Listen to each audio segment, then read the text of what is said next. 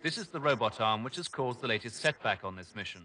Known as the remote manipulator system, it was made by the Canadians, and up to this point it has functioned flawlessly. Today it was due to lift a satellite out of the cargo bay and start it spinning, so the astronauts could practice docking procedures with it using a special attachment to their gas-powered backpacks. These pictures were taken from a camera mounted on the end of the arm earlier in the mission.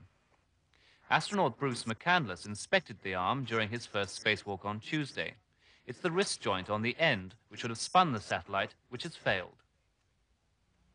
So, during today's spacewalks, the robot arm was stowed away along the side of the cargo bay, and one of the most important aspects of the mission has had to be abandoned.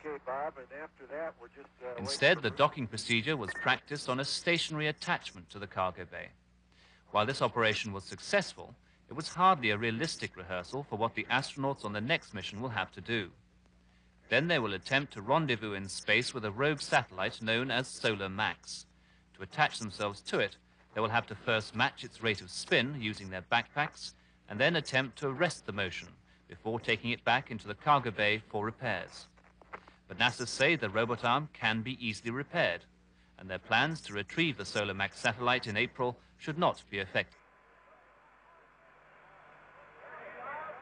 It was a perfect Florida morning, and out of the blue sky, gliding down towards the 3-mile-long runway of the Kennedy Space Center, came Challenger to delight the expectant crowds.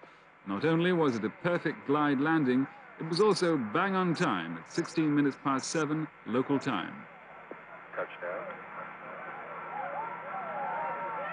The 5-man crew had fired the shuttle's twin braking rockets in a brief 3-minute blast over the Indian Ocean in order to drop out of orbit and begin their hour-long descent back to the launch site at Cape Canaveral.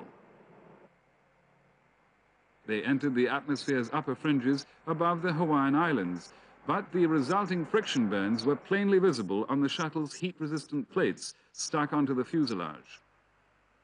It was an important first in the Space Shuttle program, the first ever round trip landing back at the launch site. Of the previous shuttle missions, 8 have landed in California and 1 in New Mexico.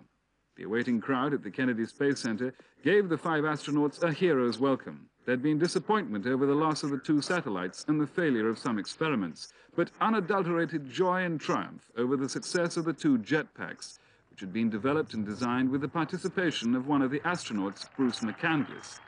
Together with his fellow astronaut Robert Steward, he laid his life on the line to test the 2 jetpacks for the first time in outer space. The 2 men became the first astronauts to fly freely in space without umbilical cords connecting them to their mothership.